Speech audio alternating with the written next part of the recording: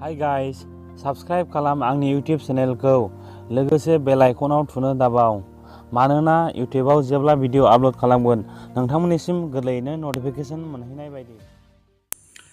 Hi guys, welcome to my channel। आं नोंथांमोननि थाखाय मोनसे गोदानै ट्रिक लानानै फैदों। बे ट्रिकआनो जाहैबाय मोनसे एपनि मददजों जों माबोरै मोनसे बेंक एकाउन्टनिफ्राय गुबुन मोनसे बेंक एकाउन्टसिम फैसाखौ माबोरै दैथायहरनो हायो, यानि रांखौ माबोरै सेन्ड खालामहरनो हायो, बेखौ आं नोंथांमोनखौ बर' रावजोंनो गुवारै फोरमायलांनो सानबाय। मानोना बिनि सिगां हिन्दी रावजोंसो आङो भिडिअ आपल'ड खालामदोंमोन। दायो नोंसोर लास्ट मान्थआवहाय आङो खालामदोंमोन बर' रावजों। जों टुइटारखौ माबोरै खुलिनो हायो, यानि इउज खालामनो हायो, बेखौबो नोंथांमोना नायनो हागोन। बेनिफ्राय आं दा दिनैनिफ्राय माने बर' रावजों आङो जिखुनु भिडिअ बा टेक्न'लजिकेलनि बा ब्लग भिडिअ नोंथांमोना बे चेनेलाव नुनो मोनगोन।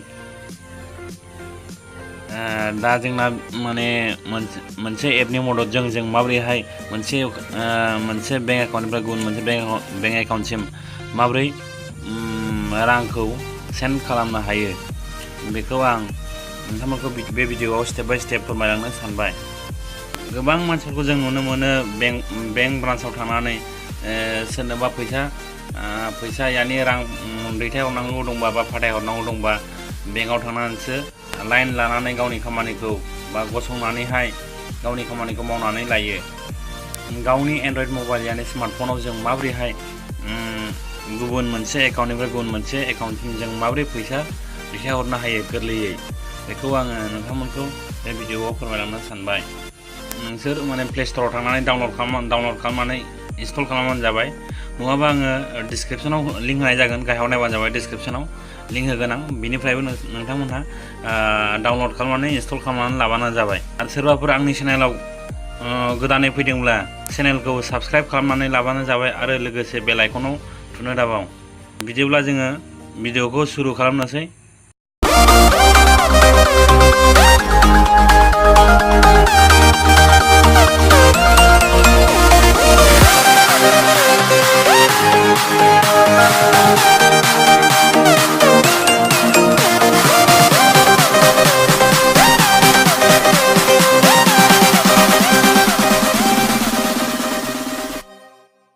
दानिया फार्स्टआव थांनांगौ, जोङो माबायाव थांनांगौ, प्ले स्ट'राव थांबानो जाबाय।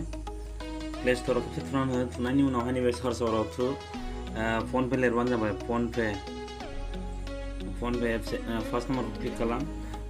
जेरैहाय नों क्लिक खालामदों, नै आंना अलरेडि इनस्टल खालामखाबाय। नोंसोर डाउनल'ड खालामनानै इनस्टल खालामना लाबानो जाबाय। मिथिबायना? आं बेक खालामनोसै।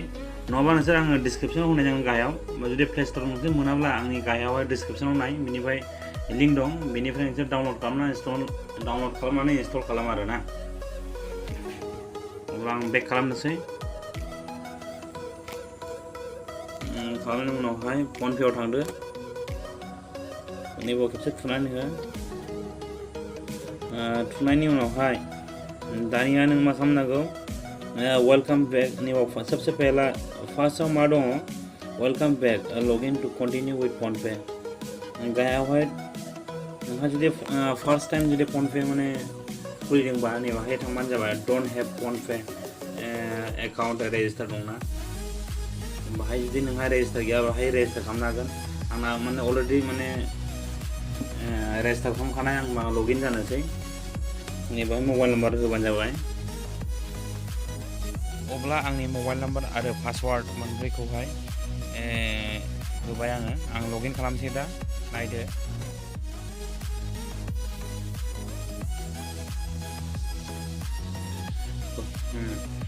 आं लगइन खालामनायनि उनावहाय नै दानिया मा फैखो, मानि ट्रान्सफार।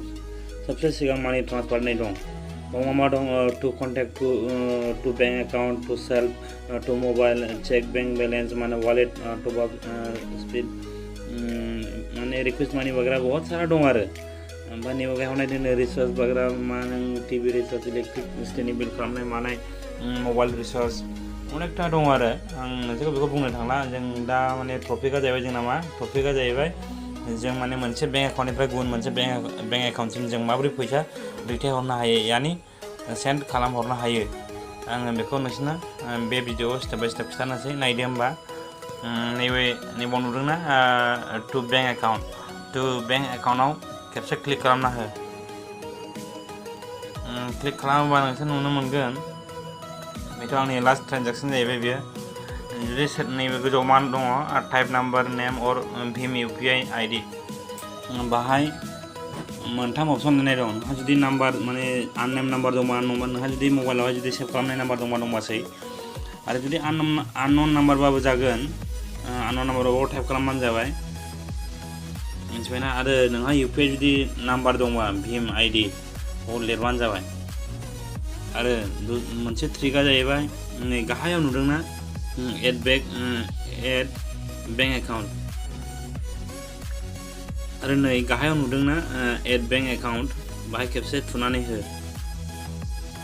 थुनाय लोगो लोगो नै मा फैगौ अपसनफ्रा नैबे गोजौ फरायग्रो You can send money to your contact using their bank account number and IFSC code IFSC आ बाहाय बिराद जरूरी आरो बिराद नांथारगौ बाहाय IFSC कोडा नै फार्स्ट लाइनावहाय IFSC कोड हो बेनिफ्राय नेक्स्टआवहाय एकाउन्ट नाम्बार आरो तीसरा नाम्बारावहाय बेंक एकाउन्टखौनो होबाव बेखौनो होबाव माने कनफार्म खालामनांगौ नालाय बेनिफ्राय बे बेंक एकाउन्टआवहाय नोंहा मा नाम बा मा मुं दं बेखौ लिरनानै होबानो जाबाय आरो सोरनो फाथायहरनो नागिरदों बिनि फन नाम्बारखौ गाहायाव लिरबानो जाबाय ओमफ्राय निक नेम होनोबा होदो होआबाबो जायो जेबो नङा दानिया नैबाव IFSC कोड लिरबानो जाबाय जिखुनु बेंकनि IFSC कोड जेनेबा इउको बेंक SBI वगैरह bank of Baroda Punjab national bank बहुत सारा बैंक दं आरो जायखिजाया नों आं फिलहाल आंना SBI बैंक आरो बेना SBI बैंक SBI बेंकनि IFSC कोडखौ लिरनोसै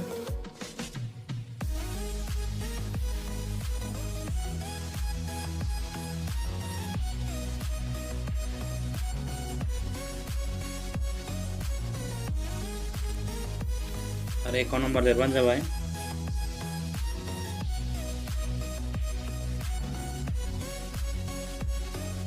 बेनिफ्राय बे एकाउन्टआ सोरनि मुङाव लिरबानो जाबाय बेनिफ्राय बिनि फन नाम्बार होबानो जाबाय बेनिफ्राय जों दा मा होनो कनफार्म गाहायाव नुदोंना नै कनफार्माव खेबसे थुनानै हो थुनाय लोगो लोगो नै बेनो बेसेबां थाखा नोङो फाथायहरनो नागिरदों बाहाय नोङो एमाउन्टखौ लिरबानो जाबाय आरो इन्टार एमाउन्ट होनदों नै दानिया आङो इन्टार एमाउन्ट होनोसै साप'ज आङो 10 थाखा होबाय आरो ना 10 थाखा सेन्ड खालामनो माने फर एग्जाम्पल लाबाय आङो 10 थाखा फाथायहरनो नागिरदों दानिया मा खालामनांगौ गाहायाव दंना नै सेन्डआव थुनानै हो आं थुनोसै होमबा दानिया नोङो UPI कोडआ आंना बेसेबां माने लास्ट गासै माने नायदो माने सक्सेसफुली जाबाय नायदो ट्रेन्जेक्सन सक्सेसफुल होमबा नै बेबादिनो आरो माने मोनसे एकाउन्टनिफ्राय गुबुन मोनसे एकाउन्टसिम गावनि एन्ड्रइड मबाइल यानि स्मार्टफनाव गोरलैयैनो मानि ट्रान्सफार खालामनो हायो So I hope नोंथांमोनहा बे भिडिअखौ मोजां मोनदोंब्ला चेनेलखौ लाइक आरो साबस्क्राइब खालामना हो